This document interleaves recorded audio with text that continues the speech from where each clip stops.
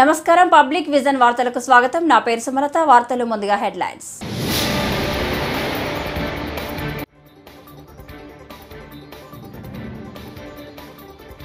ఓడిపోయే వాళ్ళు కవ్వింపు చర్యలకు పాల్పడతారు. జన సైనికులు జాగ్రత్తగా ఉండాలి. నాగబాబు.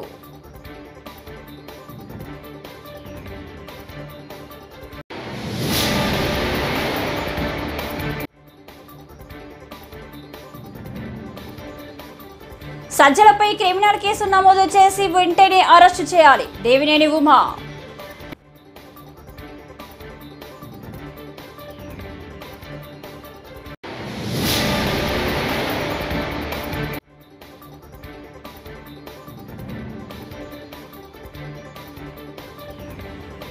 సిఎస్ జవహర్ రెడ్డిపై మరోసారి సంచలన ఆరోపణలు చేసిన జనసేన నేత మూర్తి యాదవ్.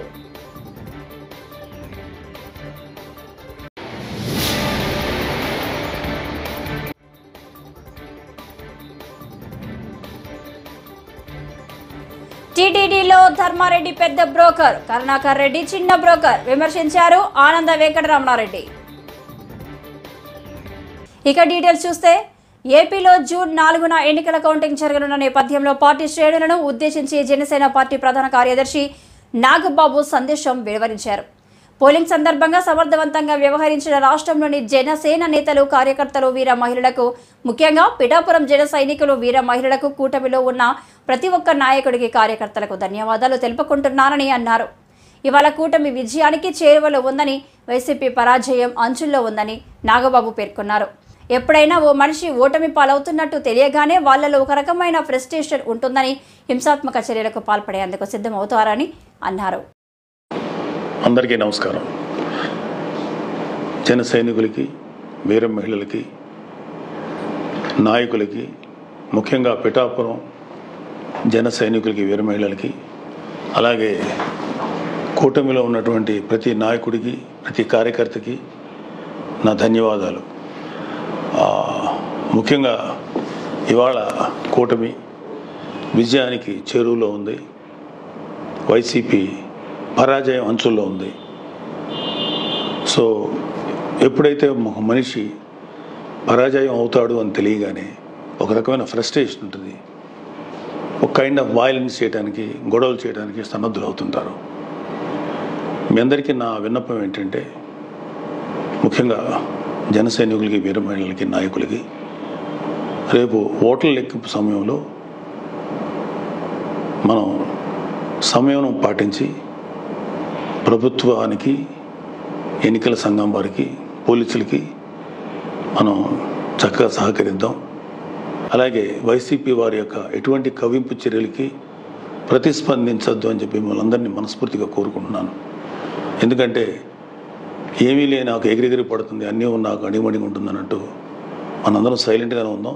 కూటమి సభ్యులందరికీ, అలాగే జనసేన కార్యకర్తలకి, వీర మహిళలందరికీ ఒక మనవి, మనం ప్రజాస్వామ్యాన్ని గౌరవిద్దాం. ప్రజాస్వామ్యానికి వ్యతిరేకంగా మనం ఏం చేయొద్దు. పోలీసులకి, ఎన్నికల సంఘానికి సంపూర్ణంగా సహకరిద్దాం. మన డెమోక్రటిక్ స్పిరిట్ని మనం నిలబెట్టుకుందాం. ఖచ్చితంగా రేపు రాబోతున్నది మన కూటమి ప్రభుత్వమే. కాబట్టి ఓడిపోయే వాళ్ళు చేసేటువంటి కవ్వింపు చర్యలకి, వాళ్ళు చేసేటువంటి అల్లర్లకి మీరు ప్రతిస్పందించద్దు. Thank you very much. All the best. Rules పాటించే వాళ్ళు కౌంటింగ్ సందర్భంగా వైసీపీ ఏజెంట్లుగా కూర్చోవద్దని ఏపీ ప్రభుత్వ సలహాదారు సజ్జల రామకృష్ణారెడ్డి చెబుతున్నారని టీడీపీ సీనియర్ నేత దేవినేని ఉమా ఆరోపించారు. ప్రభుత్వం నుంచి లక్షల రూపాయల జీతం తీసుకుంటున్న సజ్జల ఇలాంటి సలహాలు ఇస్తున్నారని మండిపడ్డారు. ఇలాంటి చట్ట వ్యతిరేక వ్యాఖ్యలు చేస్తున్న సజ్జలపై క్రిమినల్ కేసు నమోదు చేసి వెంటనే అరెస్టు చేయాలని డిమాండ్ చేశారు. నిబంధనలు పాటించే వాళ్ళు ఎన్నికల ఏజెంట్లుగా వెళ్లొద్దని చెబుతున్నారని, కూటమి పార్టీల ఏజెంట్లపై గొడవలకు దిగే వాళ్లే కౌంటింగ్కు వెళ్లాలని సజ్జల సూచిస్తున్నట్టుగా ఉందని ఉమా విమర్శించారు. గత 5 సంవత్సరాలుగా ప్రభుత్వ సలహాదారి పదవి ఎలగబెడుతూ సకల శాఖ మంత్రి సజ్జల రామకృష్ణారెడ్డి నిన్న ఎన్నికల కౌంటింగ్ ప్రక్రియలో రూల్స్ పాటించేవాళ్ళు ఏజెంట్లుగా కూర్చోవద్దని వైసీపీ చీఫ్ కౌంటింగ్ ఏజెంట్లకి ఉద్బోధించాడంటే మీడియాలో, పత్రికల్లో, ఎలక్ట్రానిక్ మీడియాలో ఇది గత 24 గంటలుగా వైరల్ అవుతూ ఉంది. సోషల్ మీడియాలో ఎన్నికల సంఘం ఇమీడియట్గా క్రిమినల్ కేసు బుక్ చేసి అరెస్ట్ చేయాలని డిమాండ్ చేస్తూ ఉన్నాను. రూల్స్ కాదేమని వెనక తగ్గేవాళ్ళు ఏజెంట్లు కావద్దు. మనమేమి రూల్స్ ఫాలో అవడానికి అక్కడికి వెళ్ళట్లేదు. అంటే నిబంధనలు, నియమాలు పాటించేవాళ్ళు ఎన్నికల కౌంటింగ్ ప్రక్రియకి వెళ్ళొద్దు. తెలుగుదేశం, జనసేన కౌంటింగ్ ఏజెంట్ల మీద తిరగబడేవాళ్ళు, దెబ్బలాడేవాళ్ళు మాత్రమే కౌంటింగ్కి వెళ్ళాలని సజ్జల రామకృష్ణారెడ్డి చెప్తా ఉన్నాడంటే ఇతనికి చట్టం పట్ల, ఎలక్షన్ కమిషన్ నిబంధనల పట్ల ఏ మాత్రం గౌరవం ఉందో అర్థమవుతూ ఉంది. ఇటువంటి చట్ట విరోధుల్ని, ఇటువంటి చట్టాన్ని అతిక్రమించే వాళ్ళని ఇమీడియట్గా అరెస్ట్ చేయాలని డిమాండ్ చేస్తూ ఉన్నా. మిస్టర్ సజ్జల రామకృష్ణారెడ్డి, నోరు అదుపులో పెట్టుకో. అదుపు లేకుండా అచ్చోసిన ఆంబోతులాగా ఓటమి భయంతో ఓడిపోతున్నావు అని తెలిసి ఈ కుట్రలో కుతంత్రాలకి తెరలేపారు. మీ ఆటలు సాగనివ్వం. చాలా పకడ్బందీగా కౌంటింగ్ ప్రక్రియ దగ్గర చర్యలు తీసుకోవాలని ఎన్నికల సంఘాన్ని కోరుతున్నాం. అదేవిధంగా ఇటువంటి ప్రకటనలు చేసేవారి పట్ల కూడా అప్రమత్తంగా ఉండటమే కాదు, క్రిమినల్ చర్యలు తీసుకొని అరెస్ట్ చేస్తే సమాజానికి ఒక సందేశం ఇచ్చినట్టు ఉంటుంది. ఎవరో కూడా భవిష్యత్తులో ఇటువంటి మాటలు ఎన్నికల సంఘం గురించి కానీ, కౌంటింగ్ ప్రక్రియ గురించి కానీ, ఎల్ఏ ఏజెంట్లకి ఇటువంటి హింసాత్మక ధోరణిలో సందేశాలు ఇస్తున్నారంటే వీళ్ళు సమాజంలో ఏం సందేశం ఇస్తూ ఉన్నారు, ఎటువంటి మెసేజ్ ఇస్తూ ఉన్నారో అర్థమవుతూ ఉంది. వెంటనే ఎన్నికల సంఘం స్పందించాలి, పోలీస్ యంత్రాంగం కూడా స్పందించాలి. ఎందుకంటే ఈవీఎం ధ్వంసం చేసినాడిని పిన్నెల్లి రామకృష్ణారెడ్డిని సమర్థిస్తూ ఉన్నాడు. వీడియో ఎలా బయటకు వచ్చిందని మాట్లాడుతున్నాడు తప్ప అది చేయటం దుర్మార్గం, ధ్వంసం చేయటం కరెక్ట్ కాదు, చర్యలు తీసుకోవాలి, లోపల పెట్టాలి, యాక్షన్ తీసుకోమని అంటలా సజ్జల రామకృష్ణారెడ్డి. ఏపీ సీఎస్ జవహర్ రెడ్డిపై వరుసగా జనసేన నేత మూర్తి యాదవ్ సంచలన ఆరోపణలు చేస్తున్నారు. ఆయన చేస్తున్న ఆరోపణలపై సీఎస్ కార్యాలయం నోటీసులు కూడా పంపించింది. అయితే జనసేన నేత మూర్తి యాదవ్ ఏమాత్రం తగ్గకుండా సీఎస్పై మరోసారి తీవ్ర విమర్శలు గుప్పించారు. గురువారం విశాఖలోని జనసేన కార్యాలయంలో ఆయన మీడియాతో మాట్లాడారు. జవహర్ రెడ్డి బినామీలు సత్య, కృష్ణంరాజు, శ్రీనివాసరాజులు విశాఖలో పలుచోట్ల లేఅవుట్ వేసి అమ్ముతున్నారు. వీటితో జవహర్ రెడ్డికి సంబంధం ఉందో లేదో చెప్పాలి అని మూర్తి యాదవ్ సవాల్ విసిరారు. 4 రోజులుగా ఇదే వేదికగా పేదల భూములు పెద్దలు తన్నుకుపోయారు. ఏదైతే అసైన్డ్ చట్టం ఉందో ఆ చట్టాన్ని తొంగలోకి తొక్కారు.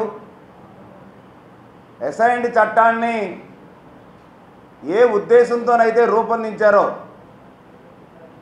పేదవాడికి, భూమి లేనివాడికి, ఒక దళితుడికి, గిరిజనుడికి ప్రభుత్వం భూమి ఇవ్వడం అంటే దాని అర్థం ఏంటంటే ఆ యొక్క రైతు ఆ భూమిలో సాగు చేసుకొని దాని ద్వారా వచ్చేటువంటి పంట లాభం వల్ల ఆయనకు కుటుంబ జీవనాధారం కోసం ఉపయోగించుకోవడానికి రాష్ట్ర ప్రభుత్వం పేదలకి ఉచితంగా భూములు ఇచ్చేటువంటి ప్రక్రియ. మరి పేద రైతుల భూముల్ని ఈ వైసీపీ గెద్దలు, ఐఏఎస్ అధికారులు, రెవెన్యూ అధికారులు అత్యంత దారుణంగా, రాజ్యాంగ స్ఫూర్తికి విరుద్ధంగా, అసైన్ చట్టానికి విరుద్ధంగా జగన్మోహన్ రెడ్డి ప్రభుత్వం 596 జీవోని సెక్షన్ 35 ఆఫ్ 2023 కింద అమెండ్మెంట్ చేసి ఏదైతే రైతులకి 20 సంవత్సరాల ముందర అనుభవంలో ఉన్నటువంటి రైతులకి ఆ యొక్క భూముల్ని అమ్ముకోవచ్చు అనేటువంటిది ఏదైతే ఒక జీవోని తీసుకొచ్చిందో ఆ జీవోలో ముఖ్యంగా ఒక కండిషన్ అయితే పెట్టుండాల్సింది ప్రభుత్వం, రాష్ట్ర ప్రభుత్వం ఏ పర్పస్ కోసం అయితే ఆ భూమి పేద రైతులకు ఇచ్చారో ఆ యొక్క వ్యవసాయం సాగు. ఎన్నికల ఫలితాల్లో టీడీపీ విజయం తథ్యమని పార్టీ అధినేత చంద్రబాబు సీఎం కాబోతున్నారని తెలిసి అధికారుల్లో వణుకు మొదలైందని టీడీపీ రాష్ట్ర అధికార ప్రతినిధి ఆనం వెంకటరమణారెడ్డి అన్నారు. పారిపోయేందుకు సిద్ధమవుతున్నారు. టీటీడీలో ధర్మారెడ్డి పెద్ద బ్రోకర్ అని, కరుణాకర్ రెడ్డి చిన్న బ్రోకర్ అని విమర్శించారు. ఎంపీ అవినాష్ రెడ్డి వైఎస్ వివేక హత్య కేసు నుంచి బయటపడేందుకు ధర్మారెడ్డి ఢిల్లీలో లాబింగ్ చేశాడన్నారు. జగన్ కుటుంబ సభ్యులే ఆ మాట చెప్పారన్నారు. ఢిల్లీలో ధర్మారెడ్డిపై క్రిమినల్ కేసులు ఉన్నాయన్నారు. దొంగ సంతకాలతో సర్టిఫికెట్లు ఇచ్చిన వ్యక్తి ధర్మారెడ్డి అని, అటువంటి వెధవలతో గోవిందుడి ఆలయం నడిపిస్తారా అని ఆనం వివేకానందరెడ్డి మండిపడ్డారు. చంద్రబాబు అనే నేను మీరు తొందరలో వినబోతున్నారని కూడా మీకు మనవి చేస్తున్నాను. బ్రహ్మాండమైన మెజారిటీ చంద్రబాబు నాయుడు గారు గెలుస్తున్నారని తెలిసి కొంతమంది అధికారులలో వణుకు పుడుతుంది. పారిపోవాలని చూస్తున్నారు అనే విషయం మీరందరూ గ్రహించాలి. ఆంకోవాలి ఫారెన్ పోయి అని కూడా చాలా మంది ఈరోజు అఫీషియల్స్, ఐఏఎస్ అయితే ఏమి, మిగతా అఫీషియల్స్ అయితే ఏమి, పోలీస్ డిపార్ట్మెంట్ లో ఉండే వాళ్ళు అయితే ఏమి, తప్పులు చేసిన ప్రతి ఒక్కరూ ఆంధ్ర రాష్ట్రం వదిలి పారిపోయేదానికి సిద్ధముగా ఉన్నారు. తిరుమల తిరుపతి దేవస్థానం టీటీడీలో ధర్మారెడ్డి గురించి మాట్లాడారు. వైఎస్ వివేకానంద రెడ్డి మర్డర్ కేసులో ధర్మారెడ్డి ఢిల్లీలో హోమ్ మినిస్ట్రీలో లాబియింగ్ చేసాడా లేదా, అవినాష్ రెడ్డిని బయటపడేదానికి ప్రయత్నాలు చేసాడా లేదా అనే విషయం మీకు చాలా సార్లు మేము మాట్లాడాం. చేశాడు చేశాడు చేశాడు నేను చెప్పటంలా, వైఎస్ కుటుంబంలో సభ్యురాలు వైఎస్ సునీతారెడ్డి గారు చెప్తున్నారు. వీటిని చూసి ఆశ్చర్యపోయాను, వీడికేం పని ఇక్కడ. వైఎస్ జగన్మోహన్ రెడ్డి వైసీపీ పార్టీకి ఒక డలారీగా పనిచేసిన ధర్మారెడ్డి అని కూడా మీకు మనవి చేస్తున్నాం. ఢిల్లీలో ప్రోటోకాల్ దర్శనాలు చేయించి ఢిల్లీలో హోమ్ మినిస్ట్రీ కాడి నుంచి ఏ ఏ సెక్షన్స్ ఉన్నాయో ప్రతి సెక్షన్ లో ఈరోజు జగన్మోహన్ రెడ్డిని వైసీపీ నాయకుల్ని కాపాడేదానికి ప్రయత్నించిన ఈ ధర్మారెడ్డి టీటీడీ ఈవోగా ఎలా ఉన్నారని కూడా మేము అడుగుతున్నాం. క్రిమినల్ కేసులు ఉన్నాయి నీ మీద. ఢిల్లీలో ధర్మారెడ్డి మీద క్రిమినల్ కేసులు ఉన్నాయి, నేను బయట పెట్టా. దొంగ సంతకాలు చేసి దొంగ ఎఫిడవిట్ ఇచ్చిన ధర్మారెడ్డి ఈరోజు ఏపీ గవర్నమెంట్ ఎలా కొనసాగించింది అని మేము ప్రశ్నిస్తున్నాం. టీటీడీ ఈవోగా మీరు పెట్టి నడిపిస్తారా? గ్రేట్ వైవి సుబ్బారెడ్డి లైవ్ లో పెట్టారు. తిరుమల తిరుపతి దేవస్థానం బోర్డు మీటింగ్ లైవ్ లో పెట్టారు. ఎందుకు ఆపేశారు? ఎందుకు ఆపేశారు? భయమేసిందా? క్యాష్ విషయాలు బయటకు వస్తుందని భయమేసిందా? జనాలకు తెలిసిపోతుందా?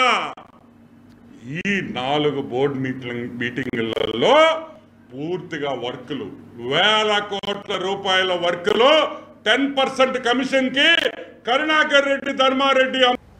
రాష్ట్ర ప్రభుత్వ ప్రధాన కార్యదర్శి జవహర్ రెడ్డి ఆయన కుమారుడి భూ అక్రమాలపై సిబిఐ చేత విచారణ జరిపించాలని తెదేపా సీనియర్ నేత మాజీ ఎమ్మెల్యే పల్లా శ్రీనివాసరావు డిమాండ్ చేశారు.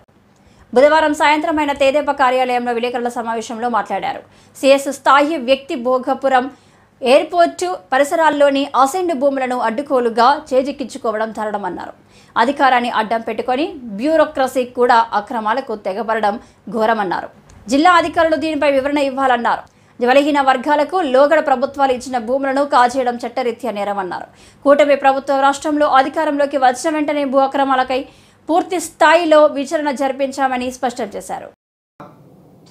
సుమారు 800 ఎకరాలకు సంబంధించి అసైన్ ల్యాండ్స్ దళితులకు అలాగే బలహీన వర్గాలు, వెనుకబడినటువంటి వర్గాలకు సంబంధించినటువంటి ఎస్ఐన్ భూములు ఆయన జీవో నంబర్ 596 అడ్డు పెట్టుకొని వాటిని వాళ్ళు అబ్బాయి పేరున వాళ్ళ అనుమాయుల పేరున రిజిస్ట్రేషన్ చేశారని చెప్పేసి మరి మా దృష్టికి రావడం జరిగిందండి.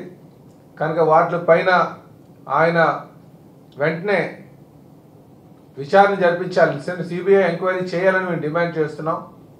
అలాగే ఇప్పటికే చాలాసార్లు ప్రతిపక్షాలు ఆయన మీద ఆరోపణలు చేయడం జరిగింది.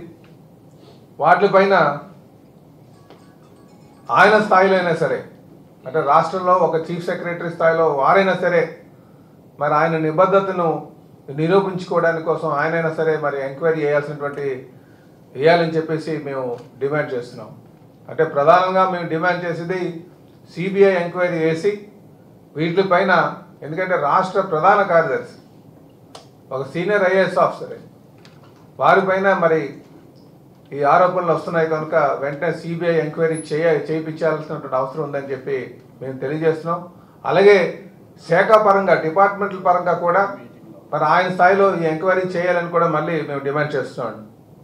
ఈరోజు పరిస్థితి ఎలా ఉందంటే చాలా దారుణంగా ఉంది. ఉత్తరాంధ్రకు సంబంధించినటువంటి ఈ భూముల వ్యవహారం, ముఖ్యంగా ఈ భోగాపురం ఎప్పుడైతే ఆ ఎయిర్పోర్ట్ వస్తుందన్నారో ఆ ప్రాంతంలో ఉన్నటువంటి భూములు ఏదైతే ఎస్ఐన్ భూములు కావచ్చు, ఎస్ఐన్ భూములకు సంబంధించినటువంటి దళితులకు సంబంధించినటువంటివి, వెనకబడినటువంటి వారికి సంబంధించినటువంటి భూముల్ని వీళ్ళు కొంచెం రేట్లు రావడం, వాటిని ఏదో విధంగా ఈ ల్యాండ్లు కొట్టేయాలనే ఒక ఆలోచనతో మరి దొంగలు ఊర్లు పంచుకున్నట్టుగా ఈరోజు జగన్ రెడ్డి అనుకో వాళ్ళందరూ కూడా పంచుకుంటున్నారండి. ఇది అంటే ఇప్పటికే జగన్మోహన్ రెడ్డి గారు, విజయసాయి రెడ్డి గారు వాళ్ళందరూ కలిపి ఇప్పటికే ఈ ఉత్తరాంధ్రలో ఈ తీర ప్రాంతం అంతా కూడా దోచుకున్నటువంటి సందర్భాలు అనేకసార్లు చెప్పాం మేము.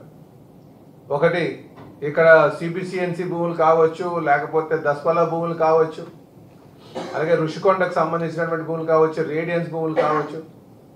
సో ఒకవైపు అధికారాన్ని అడ్డు పెట్టుకొని, అంటే ప్రజలు ఇచ్చినటువంటి అధికారాన్ని అడ్డు పెట్టుకొని ఒకవైపు ఈ రాజకీయ పదవుల్లో ఉన్నటువంటి వారు దోచుకుంటే, ఇంకొక వైపు ఒక సీనియర్ ఐఏఎస్ అధికారులు వారు ఒక ఆదర్శంగా. జూన్ 4న నిర్వహించే పార్లమెంటు అసెంబ్లీ ఎన్నికల ఓట్ల లెక్కింపు ఫలితాల వెల్లడికి పకడ్బందీ ఏర్పాటు చేస్తున్నట్లు నంద్యాల కలెక్టర్ శ్రీనివాసులు పేర్కొన్నారు. పాణ్యం మండలం నిరవాడ గ్రామం సమీపంలోని ఆర్జీఎం శాంతిరామ్ ఇంజనీరింగ్ ఫార్మసీ కాలేజీలో ఏర్పాటు చేసిన స్ట్రాంగ్ రూములకు అనుసంధానంగా కౌంటింగ్ కేంద్రాలలో చేస్తున్న ఏర్పాట్లను జిల్లా ఎస్పీ కె రఘువీరెడ్డితో కలిసి పరిశీలించారు.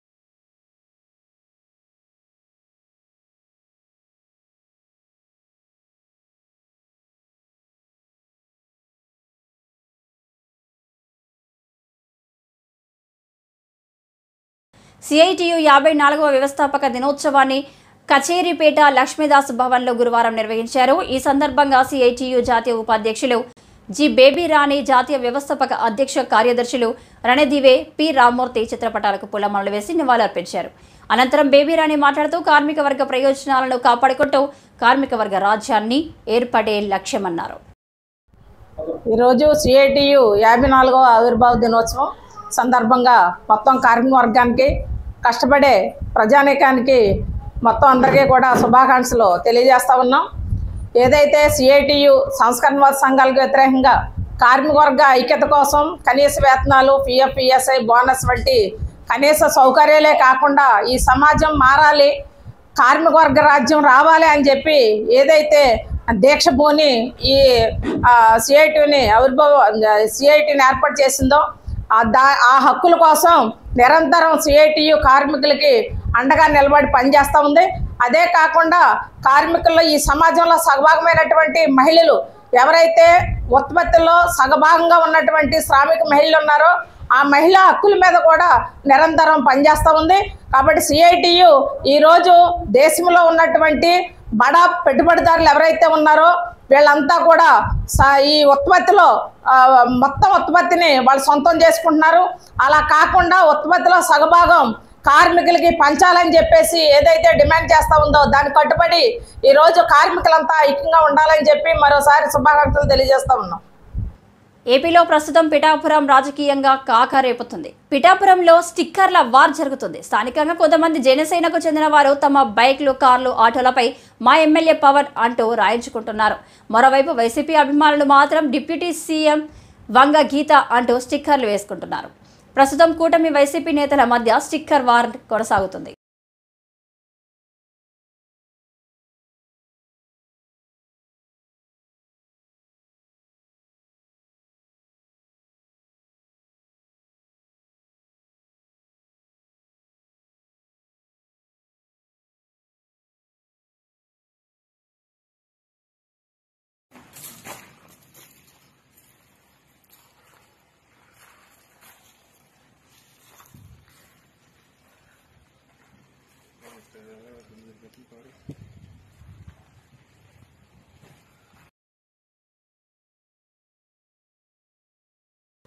దేవీపట్నం మండలం నుంచి పాపికొండలో విహారయాత్రకు వెళ్లే పర్యాటకులు మద్యం తీసుకురావద్దని లిక్కర్ నిషేధించామని టూరిజం శాఖ అధికారి నాగరాజు తెలిపారు.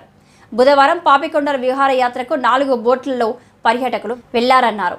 ప్రతి ఒక్కరిని క్షుణ్ణంగా పరిశీలిస్తామని, లిక్కర్ బాటిల్స్ ఉన్నాయో లేదో తనిఖీ చేస్తామని చెప్పారు. విహారయాత్రలో లిక్కర్ నిషేధించినట్లు వివరించారు. గుడ్ మార్నింగ్ అండి. Gandipochamma control room, tourism control room, assistant manager control room manager అని మేము ఇక్కడ కంట్రోల్ రూమ్ నుంచి, టూరిజం నుంచి 2, పోలీస్ డిపార్ట్మెంట్ నుంచి 2, ఇరిగేషన్ డిపార్ట్మెంట్ నుంచి 1, అలాగే రెవెన్యూ డిపార్ట్మెంట్ నుంచి కూడా ఉంటారు. మేమందరం కూడా తనిఖీలు చేసి బోట్ని పంపిస్తుంటాము. లైఫ్ జాకెట్స్ వేసుకున్న తర్వాత ఆల్కహాల్ కానీ లిక్కర్స్ కానీ ఏమైనా తీసుకెళ్లకుండా వాళ్ళని తనిఖీ చేసి వాళ్ళని పంపిస్తాం. ఈరోజు 4 బోట్లు అండి. 4 బోట్లోనూ 241 ప్రయాణికులు వెళ్లారు. అలాగే వైసీపీకి ఓటు వేయడంతో ఆత్మకూరు మండలం మురుగళ్లలో ఇటీవల ఓ వ్యక్తిపై దాడి జరిగిందని వార్తలు వచ్చాయి. దీనిపై డీఎస్పీ కోటారెడ్డి, సిఐ వేణు బుధవారం స్పందించారు.